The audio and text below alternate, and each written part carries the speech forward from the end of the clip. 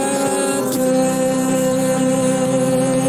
place, in its right place, right place. There are two colors in my head. There are two colors in my head. What is that you tried to say? What was that you tried to say? Tried to say. Tried to say. Tried to say. Tried to say.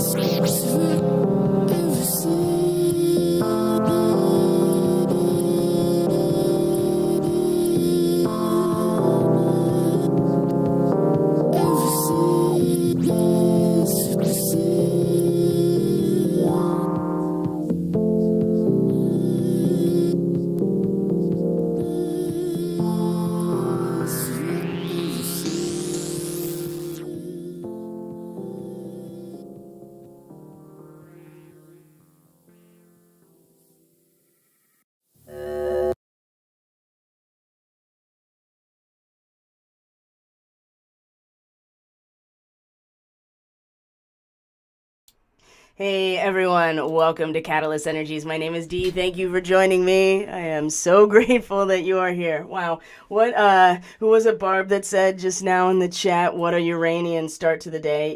Yes, absolutely. I was trying something new. I wanted to mess with the production itself and do some really cool fade-ins and stuff, and I shouldn't really just do that on the fly.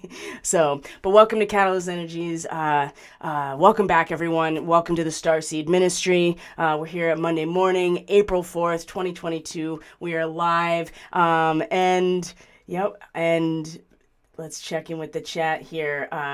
Let's see. Yeah, people have got a lot of things to talk about for this weekend. So neurocranial restructuring was intense. I think I hit that wall early. Oh yeah, absolutely. We'll talk about that wall. That's something at the beginning here that I will go into a little bit, but just to kind of welcome everyone into the ministry, see how today's going. But yeah, there is definitely a wall, a force field, Saturn and Mars meeting today in Aquarius. So we'll be talking about that. I talked a lot about that in the new moon forecast for subscribers, but I'll go into it because it's exact today for sure. Rough work weekend, so many mental health episodes. Nothing went too sideways though. Oh, I'm glad to hear that you are doing okay. And I am not surprised by that at all, that was the case. And I feel like that is getting more and more apparent. And we'll get more and more, we'll become more and more sensitive, everybody. So today for our Starseed ministry, I'm going to be sharing a reading that I've done. And it's some themes coming back around. It's a sense of completion, that wheel going round again. That seems to be a theme, and a sense of just having to be where we are and receive all that we've put into this scenario, and be also ready to hold the space for what was being brought up. A lot of mental health episodes, a lot of people, their cognitive dissonance at the very least, not able to withstand what is happening in terms of disclosure of massive changes, political, government, economic structures, a sense of security and identity when we're talking about Capricorn, and Pluto's still there. So we have lots and lots to talk about today. I hope everyone is doing well. Yesterday was super emotional and not sure why, but I'm ready to shake it off. Yes, excellent. And that's okay, right? It was definitely emotional. There seemed to be a lot of flaring of frustration and a lot of flaring of frustration and a sense of just like, why is everything blocking me? So, and of course, we kind of knew that was going to be the case. So this Mars square Saturn is exact today. So I actually had this dream that I'm going to share with you because it was a lot more of an astral experience, lot less of the subconscious defragging, because that happens a lot in our dream state, but definitely a sense of astral travel, at the very least. Maybe I think that's probably mostly what it is, just based on my own experience with my dream state for, my whole life, and the way things feel different. I can kind of tell the difference now between like contact, astral travel, or just the subconscious, like I said, defragging, moving things around, processing information deeper in the psyche and putting things where they need to go. But this was definitely an astral travel type of experience. And one of the things that happened was that wall. I'd kind of forgotten about it for a minute because I was really caught up in like the other tasks of the weekend, right?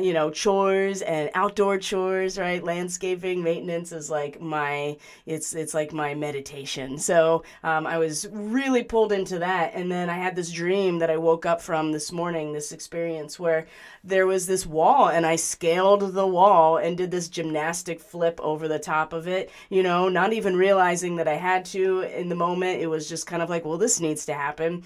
And it was very visceral, right? I felt all of the experiences of climbing, of jumping off, of doing a flip in the air. I often have a lot of those dreams. So in terms of a very visceral, in the body type of experience, especially from large heights where, or flying type of dreams, I feel what it would feel like in the body. So again, kind of an astral travel, or possibly even a contact experience. But, one thing was for sure is that when I scaled that wall and went over the top of it, and I was just like, okay, on to the next thing, there was someone who was offering some sort of critique or some sort of like, you didn't do that right, or you're not supposed to do it that way, something to that effect. And I just remember really clearly speaking out loud. And I was like, well, when you go ahead and scale that wall, you come and talk to me after that. In the meantime, I got shit to do. And I woke up and I was like, whoa, what was that? And then I thought about the square or the conjunction with Mars and Saturn, how we talked about this in the new moon forecast for those who are subscribers or those who had the ability to watch those forecasts because I shared the link as a gift or an offering, then you know that we talked about Mars and Saturn coming together in this this wall. It's a brick wall, it's a force field, but also with Mars going, a challenge. I want to scale that wall. I got all of the impetus to do so with Mars meeting Saturn, so we can also dig into our really strong sense of security and provision, right, by those that we are connected to. So, and today's reading is going to be very interesting because on the one hand, in terms of this really strong, Mars and Saturn are considered the malefics in astrology. They usually come along with a lot of baggage or some sort of like deep challenge or conflict. And so for them to come together can be some really dark bearing down and getting something accomplished, but it also can be for the positive, obviously. And so there's that wall. Are we going to scale it? Are we going to scale it? We're going to see the challenge ahead of us that is training us through the very challenges of our life? Or are we going to criticize other people who are doing it and we don't think they should be doing that way? Are we going to back away because of the challenge that's before us? I hope not. But when we look at the reading today, there are some elements here that are difficult for us to, because it's all well and good out in the collective consciousness, the group integration when you're thinking of the whole, but our own personal feels are still very much involved right now. And this is where I think we're consistently coming back around and being challenged. And there's some overlap here in different times astrologically that I'm going to bring up. And it's all about Pluto. So, all right, let's see here. I'm going to talk about first this vortex aurora that somebody snapped a picture of in Iceland, which I think is really cool. And I just like to bring it up and show that there has been a lot of geomagnetic arrest, enough to create these auroras up in the Arctic and, at the poles, and even getting down into the continental U.S., in some cases. So the solar weather is clearly on and is active. And so let's look at that real quick, because there's some cool things that I keep noticing here about the space weather and how it impacts us. So I'm going to move into, where am I here? Okay, guys.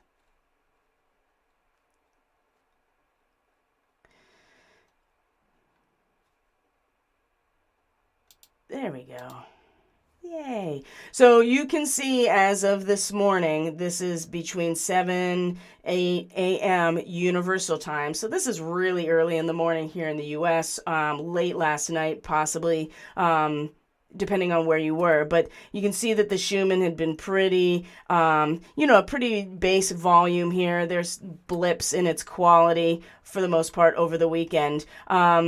And the pattern of the frequency of the pitch, right, is very, it's variable, right? It is moving all over the place. But in terms of its volume and even the quality, it's been pretty steady. And then you're like, whoop, there is an amplification up to about, what is this? Looks like about 35, right? And so I'm going to show you where that is, there seems to be a connection here between when the sun flares itself, when this flare is actually released, and a response from the Schumann, right? It immediately amplifies, the quality gets stronger, and the pitch drops, and it's pretty consistent.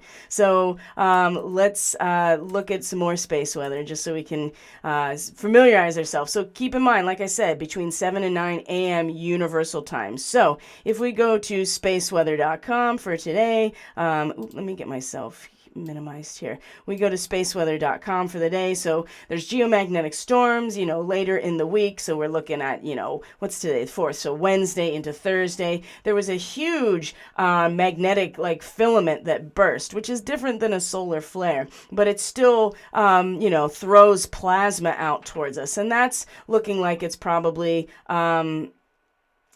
also getting to us. Yeah, there was a CME launched by an M-class solar flare over the weekend, and then there is this magnetic filament that exploded. But it's the thing about the C-class solar flare that happened on the 3rd, because look at this. It's right, or the C3 that just happened. Oh, look at that. 7:45 Universal Time on the 4th. I wonder what was happening then. Oh, it looks like there was a spike in the Schumann right at the time that the sun flared. So there is definitely a connection between the flaring of the sun and the response of the Schumann resonance, of the heart of the planet getting louder and stronger and maybe dropping in pitch in order to maintain the quality. And the minute we tap into that electrically and magnetically, which has been considered energetically, so however it makes sense to you, it's all the same at this point. The energetics and magnetism versus electricity, because this is all we're talking about with the sun and our planet and its electromagnetic field.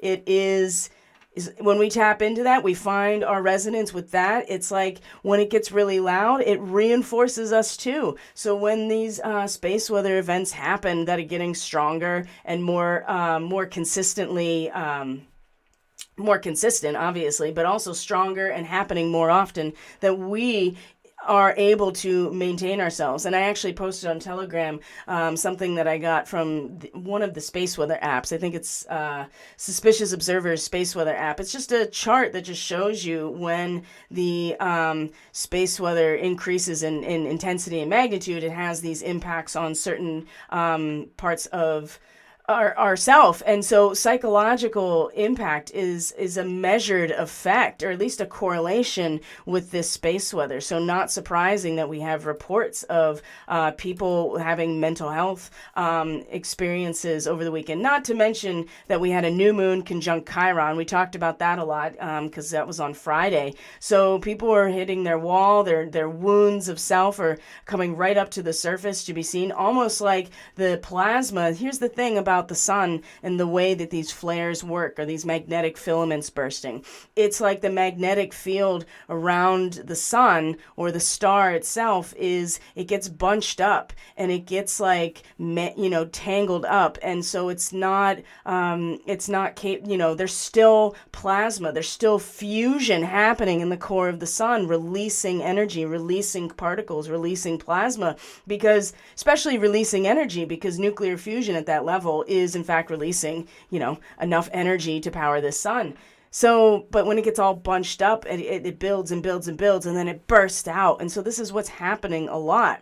And it's because the magnetic, polarity of the sun itself goes through its own cycle, just like everything else. So, and much like us, when we have bunched up, if our scar tissue, regardless if it's physical or emotional or psychological, when it's bunched up, it's not able to allow a full release of energy that needs to happen. So that's something else to consider too, with all this Aries energy, the sun in Aries, the new moon, and then Chiron as well, those wounds of self that we attempt to bypass. Well, sometimes there's just no bypassing other than, having to just face the music. And that's part of Chiron's story, is eventually he had to face the music about his identity and self, because he was wounded in a way that he couldn't heal himself, and he was in, pain all the time, because he also couldn't die because he was immortal. So this is important to consider, that we have outlets for ourselves, especially,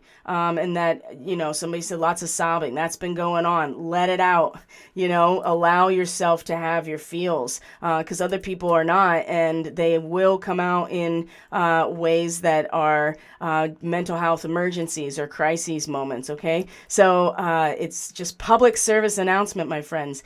Let's just, we can look at the space weather just to kind of familiarize ourselves with it as well. Just to, you can see that the solar wind speed started to decrease, and then it went up, and then it went up, and then it's up again. We are in a coronal hole stream, right? So there is plasma coming towards us, in a coronal hole stream, right? Those magnetic fields are linking up from the sun, and then our planet, and the plasma is it's just a hole in the corona. It's not necessarily a flare. It's just a space where plasma is a lot more capable of getting out of the sun. Anyway, so we are in that. So you can see the geomagnetic unrest that also has been part of, possibly the Schumann resonance also amplifying, at the same time. But it's that flare, almost down to the portion of the hour that it happened. You see this massive, I wouldn't say massive, but it looks massive. It's a big amplification. It got really loud. So the moon, that's interesting. The moon, representing the magnetic part of ourself, is also moving through Taurus today. So we'll talk about the moon. But what I was going to say is our planet is we're part of the planet. The planet's part of us, and we can live in harmony and communion with that. And part of that is electromagnetics, right? And the electrical aspects of this entire planet and its dome, right? Its atmosphere. It's very electrically charged. It is. And storms are getting way stronger, and that has a lot more to do, I think, with the electrical impact of our atmosphere and the ionosphere because of the sun, and less to do with I better just keep my mouth shut. Okay. So I think that we covered all the space weather. So I'm going to transition over now to no, for now, we're going to look at this reading because it's not very easy, my friends. And it is, but in other ways, it's very confirming and validating of what a lot of people, especially who identify as part of this Starseed mission or this light worker community or truther or just an spiritually awakening person and wanting to be like 100% part of that. It's not an easy time. And again, the bifurcation is becoming so obvious now within each person at their own pace, but it's becoming more and more. And some people have kind of been pre-waving it, have been going through their own processes as we are getting closer, I feel like, and closer to, aspects that we can't necessarily turn away from. And if we do, then we're just like, the bifurcation becomes so obvious at that point, or so it becomes almost literal, right? And I think many people have kind of anticipated that, or at least prophesied that there would be like an actual split. I'm not sure if that's the case or not, right? And I think that that's actually reflected really strongly in this reading. There are things here that have not been necessarily totally decided. Now, there are specific trajectories that we're all going to face together that are years into the future. I think 2030 is a pretty, 2028 to 2030, and a lot of that is Neptune moving into Aries. Now, consider the fact that Neptune has an orbit around the sun that is like 100 to 200 years. I can't remember exactly what it is. And so coming into Aries, the beginning, the seed point, and representing what Neptune represents, which is Pisces, which is transcendence, the cosmic consciousness, the agent of those things, Poseidon, right, the ruler of the oceans, Enlil, if you will.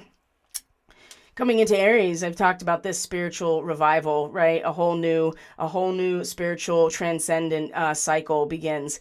So that's in the future, 2030-ish, 2028, 2030. So it's not easy. And how we get there is still not really settled yet. But our mission here is pretty locked in, as we can see here, the Ark of the Covenant, the rattlesnake that is about becoming initiated into the role as a healer, a shaman, however you want to look at that, your role. And we'll go into that, the imagery of the serpent and the snake, the wisdom of it, and how easily it can turn around and bite us, right? That's important to consider. So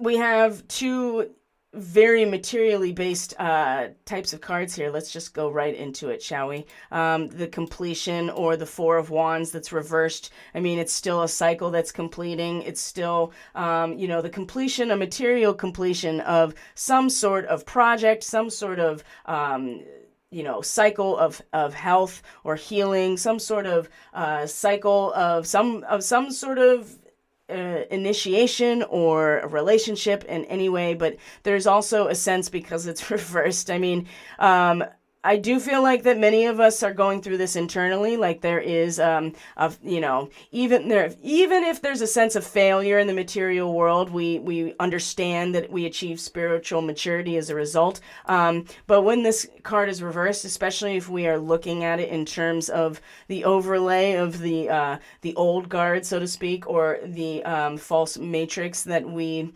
believe is real, then we see that there is there's a loss of tranquility, perhaps an overestimation of what one has committed to, trying to create, right? Because that's the wands, is fire and creation, and this is Venus in Aries. So this is very much like a material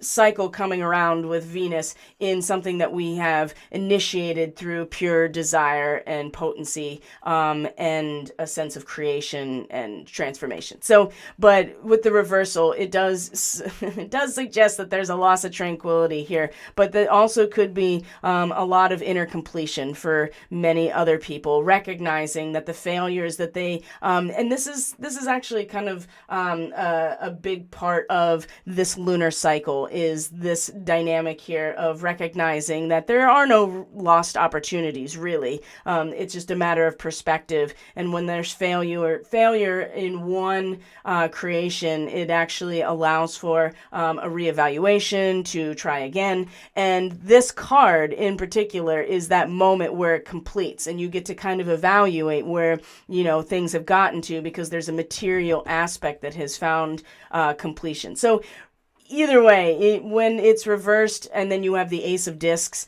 that is also reversed as the center point here, I do feel like that this has a lot to do with where we each are at individually. Some people are going to respond to this in a way that is like, I'm not really coming to understand the material failure as spiritual maturity, right? Or actually realizing that, or just knowing that a cycle is of something that we have initiated is coming to completion. But it's a loss of tranquility or an overestimation that is really the causal factor coming into a lot of this. And I think many of us we already know what this is. We've been talking about it. So when we come to this Ace of Discs that's really here, again, this is about a seed point of something very material. So Venus in the last card gave us a sense of, okay, is the seed going to make it or not, right? That is part of the last decan of Aries, is that third, that last, 10 degrees. And Venus is like, these are the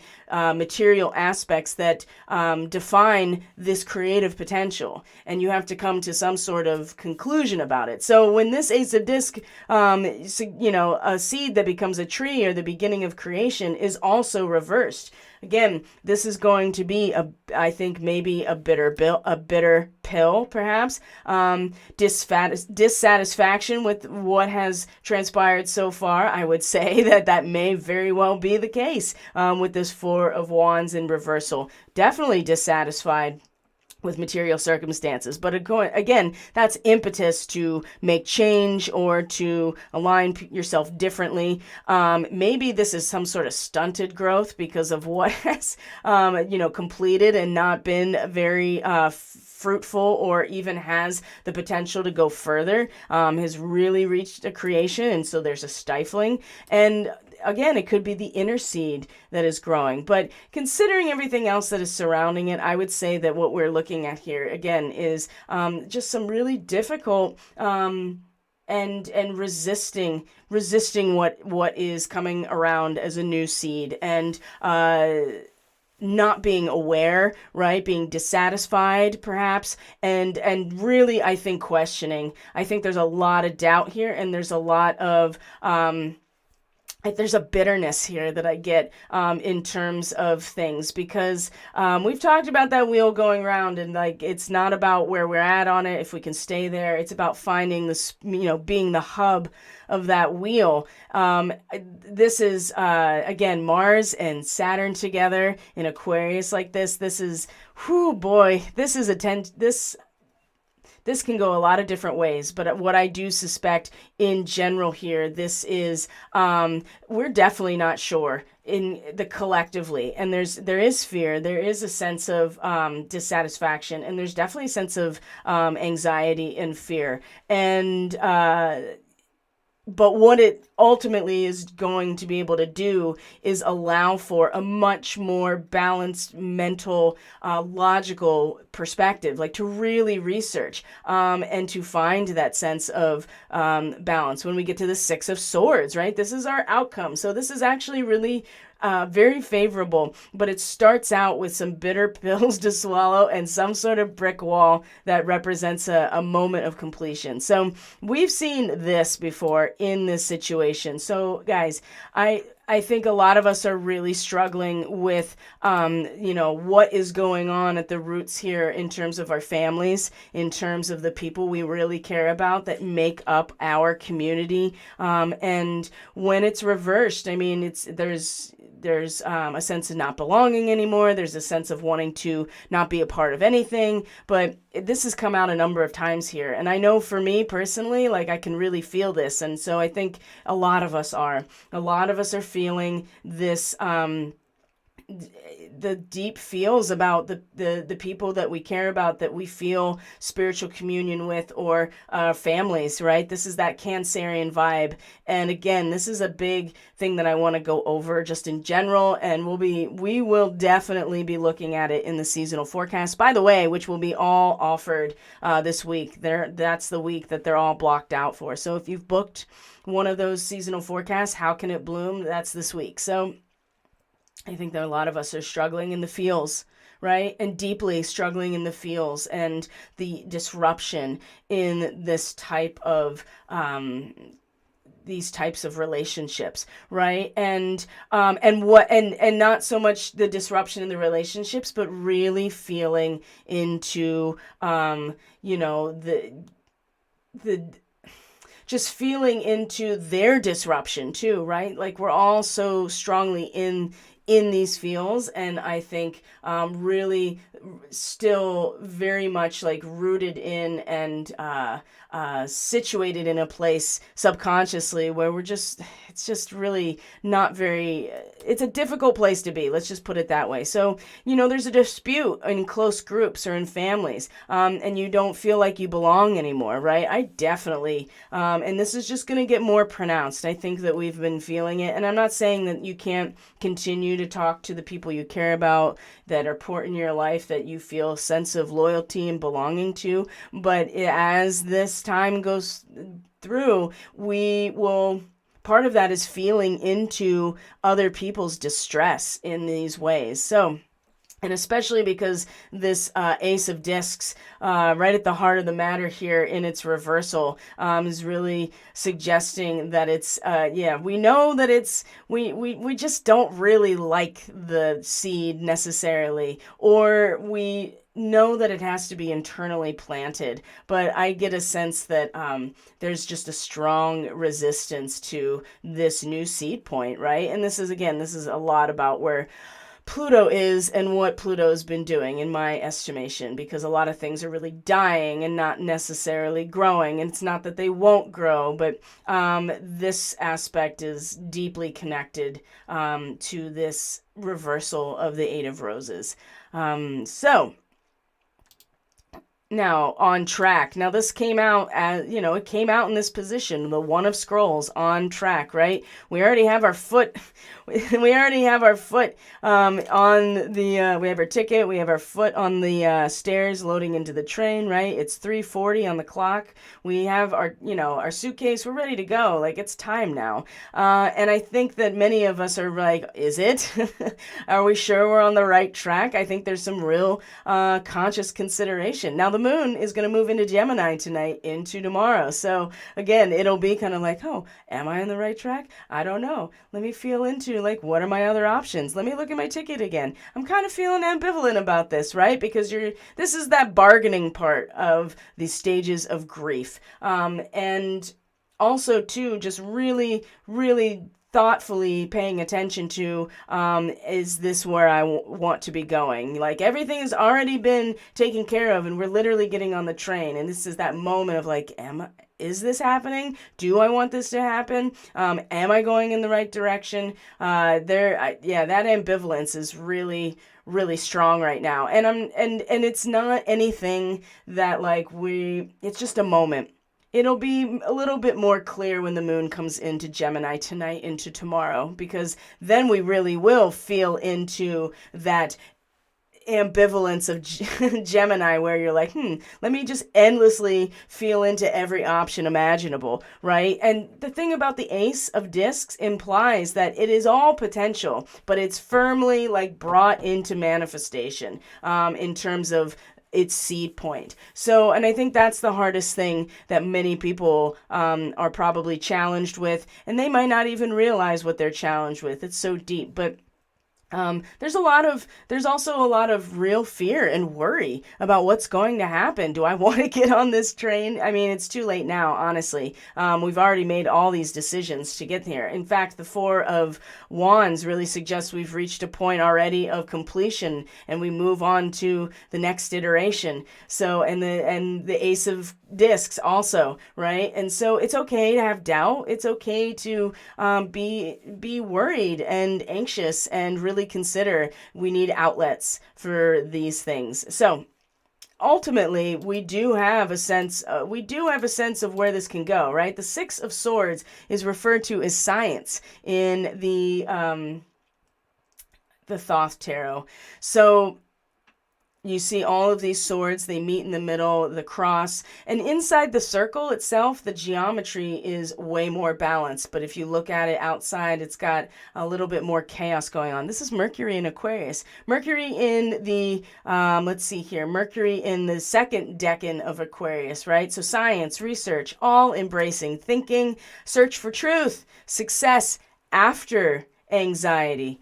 Now, again, it came out in this position. So you see that the mind in general, and we do still have a lot of strong Aquarius with Mars and with Saturn together, right? Mars is also going to, we'll look at that, square the nodes tomorrow. But this does suggest here that there is an all-embracing thinking that is available to us, and there is a search for truth, and maybe not total success after anxiety, but I do suspect that at least the mental anxiety will find a place to settle itself. We may not have all of the truth. We may not even necessarily be that caught up in wanting to, when I say we, I'm talking about the big we. We may not necessarily all want to be, really engaged in that process, but there will be I feel like a sense of anxiety that possibly can be settled a little bit. And we'll see how the astrology of today in particular, and like the big transits this week may help us. And of course, we have all of this, guidance around us too, which I think is really, really helpful. So number one, the Master Artisan is the Eight of Keys. So we have these two eights down here, and then with the honeybee. So we have kind of at least a fulfillment point in this deck with the Eight of Keys and the Eight of Roses. Now, this suggests that the Master Artisan is dropping the gems, right, of wisdom into the hands of the apprentice, right? And this is actually really connected to today's astrology in particular. So just kind of put a pin in that whole idea of these valuable gems and being dropped into the hands. Now, when the Eight of Keys is reversed, oftentimes it implies a receiving of that which the master has been outputting. So if you feel like, and when we're talking about the Eight of Roses and families and like that community that really holds you, and you hold that community that you're deeply part of, and have it reversed, I do also get the sense here that as much as you're going to want to output, I mean, we've kind of given all the gems out in a way thus far. And what we can do is maybe pull back and be able to receive those same gems from our own soul. Because in fact, this is where the moon and the north node of her nodes, right? The moon and her north node are conjunct today. And it's actually very connected to this idea of valuable gems and the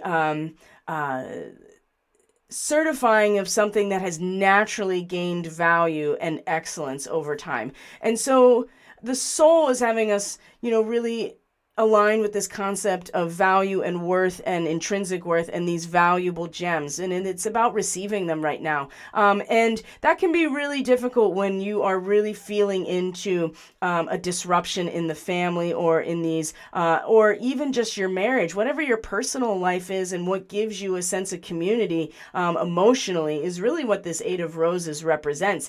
And maybe there's something that needs to be drawn in for our own power. And maybe we have given out these gems, and we need to we need to be able to receive them for ourselves right now before we can go into another cycle of output. Remember, this is a cycle that is completing, and an opportunity to see what didn't work, and just kind of allow this space for maturity or spiritual growth.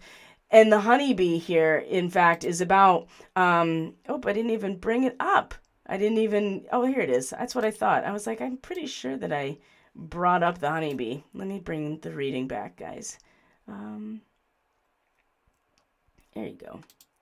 Here's our honeybee. Let compassion and forgiveness be your top priority in this situation, right? And so perhaps this really strongly is speaking to the necessity to keep the heart open, to be vulnerable, and to realize that being compassion, actually this fits in really well with the message of the rattlesnake here. But at a deep level, at our subconscious, where we're drawing our power from, it really does feel like just holding space, not only for ourselves, but allowing ourselves to receive our own recognition of natural excellence right now, and just be compassionate and forgiving and have a sense of real unconditional love while you're feeling into the disruptions in that family or close community, as you are feeling resistance or discomfort with that, because we all need to take care of ourselves right now. And there's only so much that some of us have been able to do, and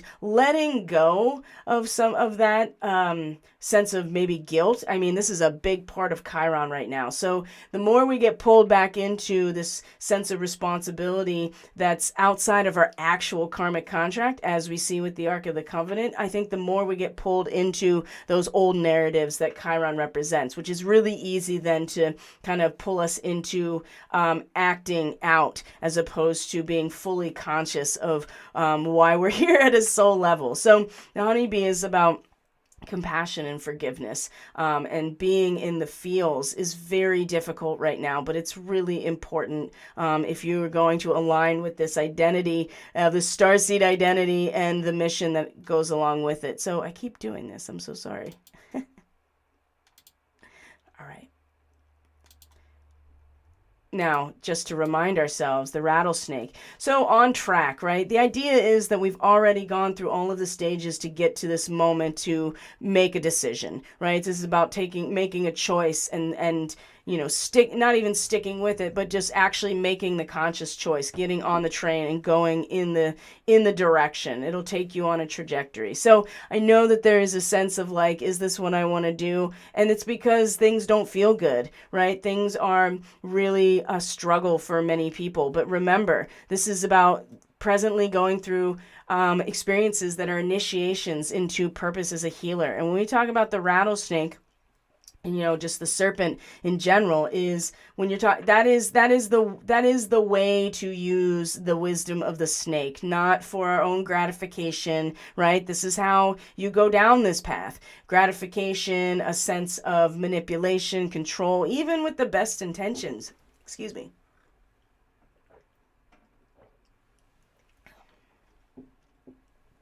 You have to be mindful of that. So as a healer, there's this incredible amount of responsibility to be able to harness this type of, energetic capacity as a healer, right? And this is, a healer through counseling,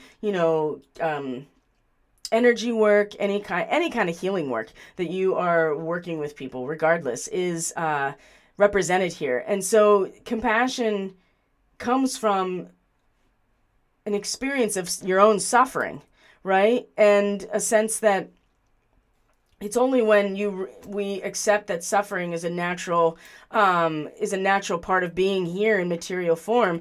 That's the foundation for our compassion. It's this awareness. So how are you going to be aware if you're not suffering at some point yourself? And I think really the suffering is the doubt, the sense of, am I on the right track? Do I want to get on this track? From your conscious awareness, where are we going? I think that's a really good way to sum this up. Where are we going? And the doubt and the the doubt and wanting to kind of like, second guess ourselves, right? Analysis paralysis, all of those things.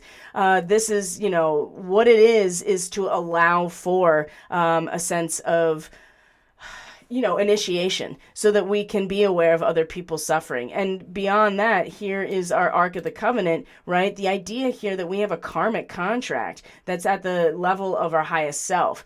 And it's important that we understand phases of time and energy and allow ourselves to rest when it's necessary. Didn't we just talk about this, right? You can't keep outputting emotionally and energetically, trying to manage everyone around you in your closest relationships if they are allowing themselves to be impacted by anxiety and stress and not doing their work. And we all have to receive right now at a soul level that some sort of certification or recognition of everything that we have been allowing to manifest naturally up to this point, because that's really the North Node in Taurus right now is about this. And so a true healer has to heal from the heart. And again, becoming aware of this is really important, but also realizing that you are working with your own karmic contract. So it's easy to get pulled into time and space here and now as like a sense of urgency. And so don't allow, you don't want to allow yourself to be pulled into the emotional, ego-oriented drama with the people that you're in your karmic contract with. Oh, that's really easy when you're in like the deepest feels of what everyone is going through that you have deep karmic contracts with. I mean, no, that's not hard at all. But this is exactly part of it, right? Is to be aware of our larger karmic contracts, our higher self, the Starseed mission. We are talking about the Starseed ministry here. So realize that what you're here for, and part of the discomfort is actually part of the process of fine-tuning your role as a wisdom keeper and a healer in particular. And yes, I feel like we are going to get to a moment here, at least partially, where people will be like, I really actually do want to search for the truth, or I am letting go of some of this anxiety. But I don't also feel like there's going to be out the gate this like, I want to get on that train and go, because there is some really strong resistance and a real sense of impact by what this represents, this Four of Wands and the Ace of Discs reversed, right? I don't like this. I don't want to do this, whatever it is, and it's going to be right in the heart. So it's something to consider. But it's okay to be feeling doubt, or to be feeling unsure, or to be like, where is this going? Or do I want to go here? Wait a minute, what did I sign up for, right? Why did I buy this ticket? It's going to be okay. It is. I'm assuring you of that. I can't assure you in your personal life what it's going to look like. And we all have our challenges. And for those of you in the Starseed Fellowship, then you know what mine are in terms of personal life. And being ready to handle that process. So let's look at today's astrology and look at this really strong here. Are you going to come back? Yes. Look at these lines, these aspect lines. First, I'm going to check in with the chat real quick and see what's going on. Bunched up scar tissue adhesions is exactly what neurocranial restructuring addresses. Oh, that's cool. Red pill them all, right? I mean, they're going to just be red pilled themselves. I'm with Alex. Let's go. Choo choo. Let's plant those red pills as seeds. Yeah. I feel like that's what, that's what's happening for a lot of us. And to consider, let's look at the astrology, because there's imagery here that I think is actually going to really help with the anxious and like the really strong, like, let's go, because I'm feeling it too. But bees are a wild recurring theme for me right now. I've dreamt of bees Saturday night. I love this. I love this too. That's great. I really actually appreciate that very much.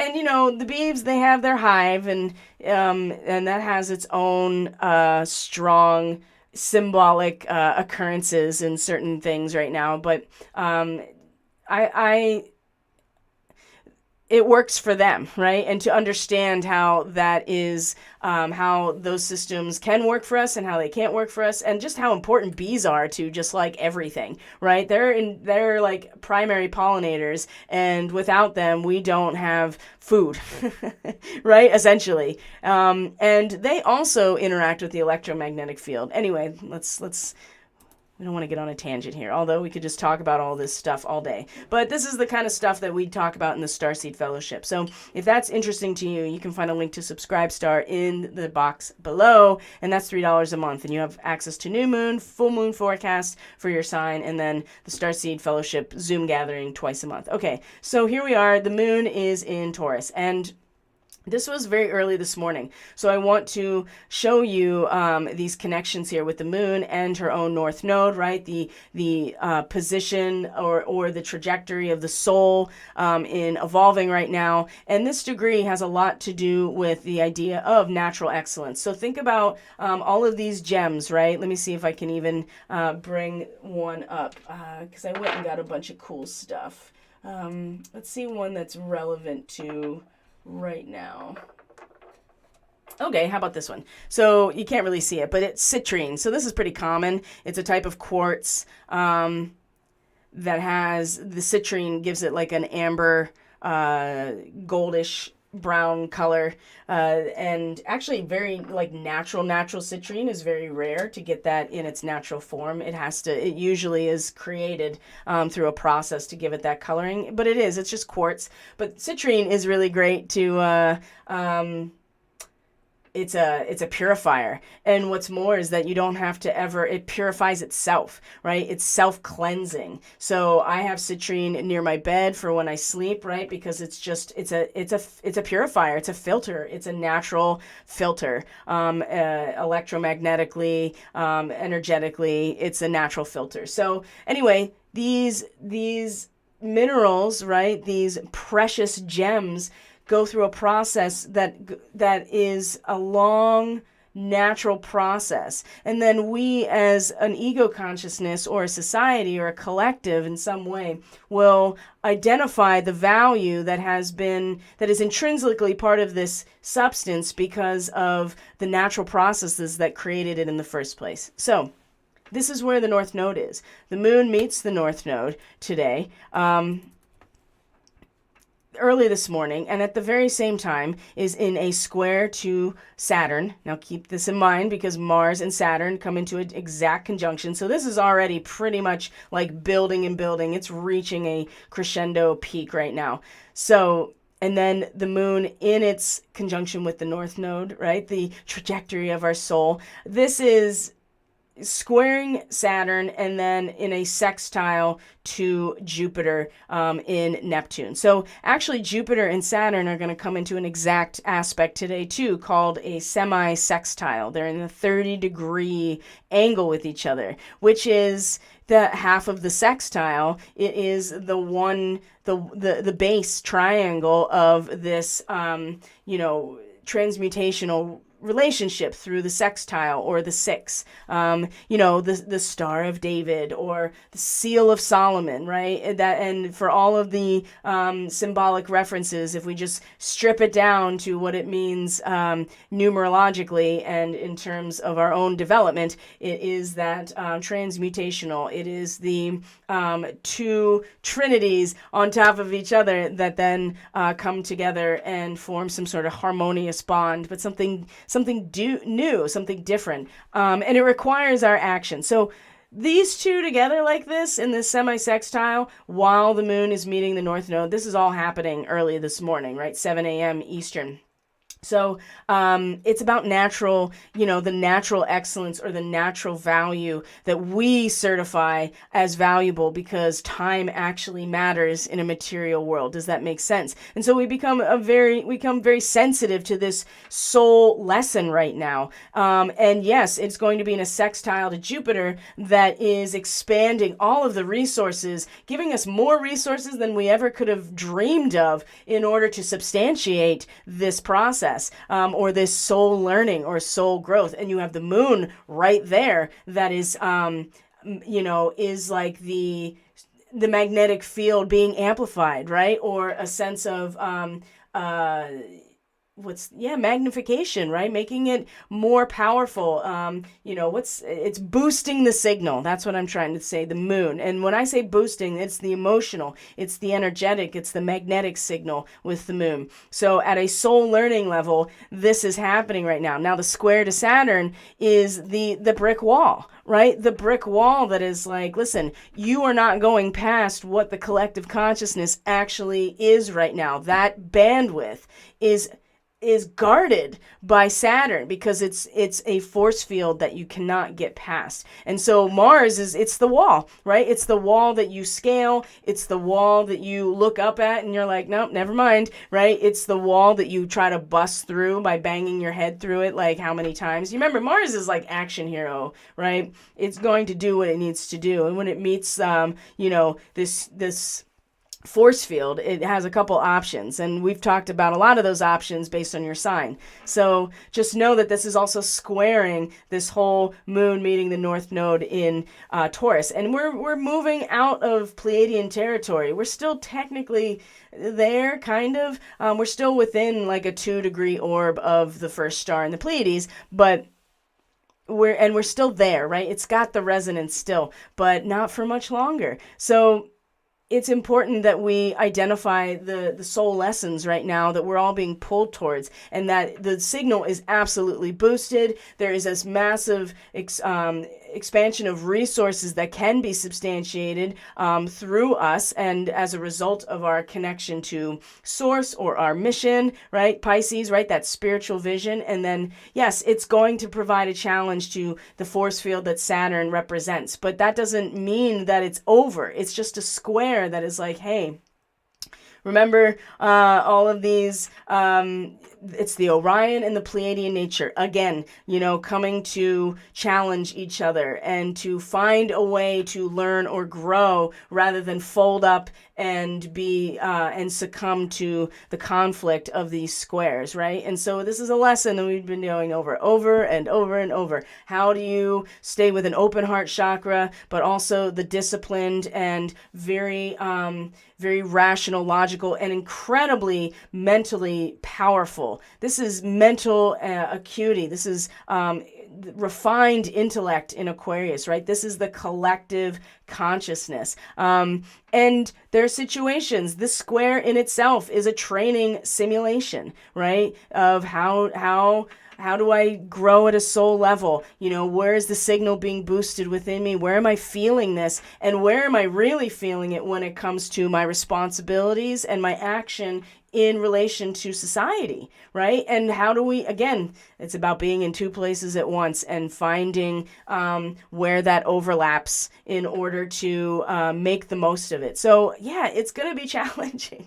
today. And when Mars meets Saturn by the end of the day, it's like, it is like you're going to scale it, you're going to bump up against it. Are you banging your head against the wall? Are you trying to, break the code of whatever it is? Mars is acting in the greatest good as far as Mars is concerned, right? As far as our ego and our sense of self is concerned, we're acting in accordance to the greater good. I guess we'll find out, won't we? But this is where I'm really feeling a lot of the resistance, of course, that in the reading is in a lot of these transits today. So but the moon is going to sextile Neptune. It's going to be in a trine to Pluto as well. So let's look at that. Sextile Neptune. That's going to be later today. So, and where's Neptune? In Pisces, of course. And let's go back like an hour. So we're going to be looking at noon Eastern, right? And maybe even a little earlier. It looks like 11-ish Eastern Standard Time. Okay, so the moon, it's just moving past her own north node, right? Moving past that soul lesson, that soul learning moment, and then comes into a sextile with Neptune. So this is probably a lot less clear, or a lot less like fire, expanding us in some ways. It'll be a lot less. I think this morning was just kind of like, whoa, just feeling that expansion. But this also too is, This is about, again, the command of ourselves and emotionally in the material world, not only in harmony, but in total authority over ourselves. And remember that the moon is exalted in Taurus, and so it's not very difficult to find that power or that command or authority over ourselves through the mechanism of our inner landscape. So sextiling to Neptune, that is in, is the ocean surrounding us all on this desert island. That's like, yeah, we need to work together. We need to centralize our purpose. We need to be realistic about our limitations. We need to know our dharma. And in fact, Neptune is making personal dharma indistinguishable from collective and karmic dharma. This is kind of what Neptune does. Like, it dissolves every boundary imaginable. And so sometimes it is difficult to know the difference between us and the ocean surrounding us, but this is exactly the type of transit, this sextile with a moon in Taurus later, just a little while. Actually, it's like right now.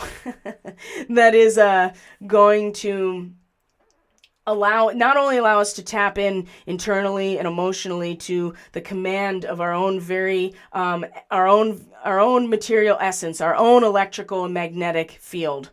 It allows us to not only find and feel into the command of that, our authority, our own inner authority, but it actually is going to activate and really, get us all emotionally like, okay, committed to, all right, this is what I'm doing. This is what I'm here to do, right? And a sense of real purpose around that with Neptune, real spiritual purpose, right? A sense of real connection with people and society and a spiritual cosmic meaning behind it as well. But we do want to be able to identify the material aspect. And I know that runs counter to a lot of specific maybe spiritual or religious ideologies and belief systems that are about, it's not of the flesh, it's of the spirit. And I would argue that it has to be both if you've come into this form as a soul, right? And so, but it doesn't mean that we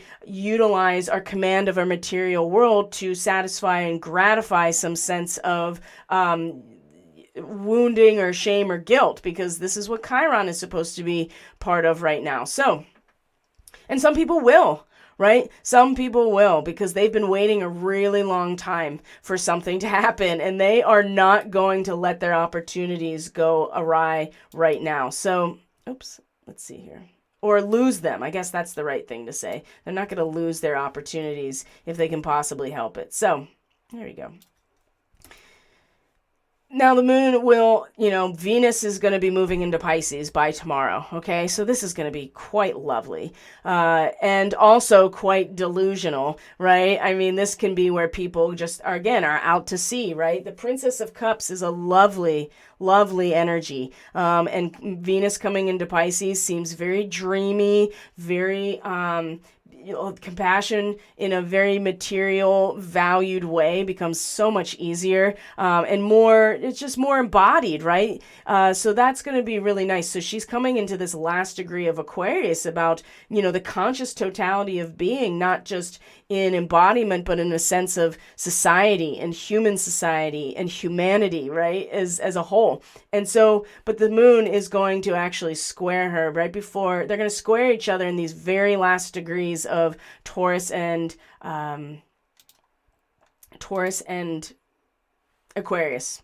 But before that happens, we're also going to see that the moon comes into a trine with Pluto. So there's a sense of perspective here that's going to keep coming up over and over, I think, over the coming months because of this particular, because of where Pluto is, and it's going to station retrograde by the end of this month, and then go retrograde back and come back over this point again. And so something to consider is that every time it does that, it actually is in trine to this position of the moon, and it's about perspective, a mature perspective, which means that you have shoes on both feet.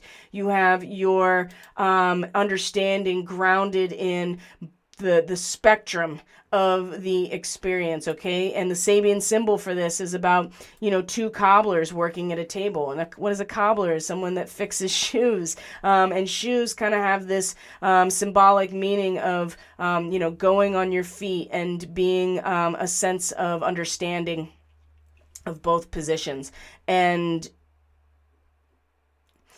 a realization as a human that you come away from, the direct connection to the natural world as, without consciousness, you're starting to come into conscious awareness. This is what kind of separates us from everything else, is this process. So this position of the moon is about perspective, because mature perspective requires the inclusion of both sides of the spectrum. And the Pleiadian nature, if anything, is meant to allow us to connect to what that actually feels like in our own bodies, in our own energy fields, in our own magnetism, right? In our relationships, is to have an open heart that requires balance of polarity, a balance of that charge, and to find homeostasis. So the moon in a trine to Pluto it's the perspective, our own internal emotional perspective of understanding that is emotionally anchors us in the face of Pluto's destruction of the very nature of reality. So keep that in mind, and that's something that by the end of today will be something we can anchor into. Right after that is when the moon and Venus come into a square with each other in these last degrees, as you can see, and then they each move into, Venus into mutable signs. So yes, this square is a fixed square. So by the end of today, it'll, to have the emotional feels be in conflict with the body feels or the embodiment, right? The senses, is sometimes really confusing. But it also is going to be a reminder of where we're going in terms of the collective consciousness and tapping into that conscious totality of being in our body, while the sense of emotions, our subconscious, our adaptation that the moon represents is kind of like a peacock parading around, right? Consummation, and a sense of a line of activity that has come to fullness. And the castle is a representation of something that has come down from the collective energies, inherited over and over. And the peacock is a symbol of Venus. It's very Venusian. So even though they're in a square, there are these things that connect to each other, that they can really find their own overlap, which is we can each feel a sense of consummation within ourselves, and that we have reached a sense of fulfillment in some ways, or a sense of, okay, I see that everything that has grown from this cycle, or everything that is available collectively, has reached this symbolic climax. But I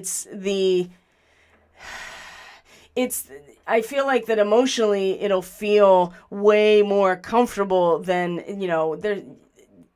in our bodies, it seems like, and in terms of what's valuable out in the world, and what we interface with in our senses, I feel like is going to be way more turned on, and possibly like a beam of light coming at us to like wake us up in our bodies. And by the time we get to this square with the moon, it'll be, I think it'll be very,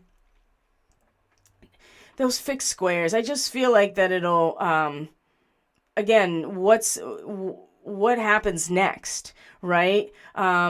You get this sense of fulfillment, or a conscious totality of who you are in relation to the collective, and a conscious totality of the collective that you're actually embodying, right, with Venus here, but then feeling a sense of your own worth, like coming to a consummation, coming to an awareness. And again, the peacock is very Venusian, right? It's related to the planet Venus. And so this is, and strutting around, it really suggests a sense of safety and security and knowing your own value. That's going to be interesting. We'll see, because again, here's this bifurcation, but this sense too that you don't get around really the force field of what the collective consciousness is currently at, right? This is just something, we have to break through or transcend it in some way, and Mars is really going to help with that, but we still are feeling what it feels like to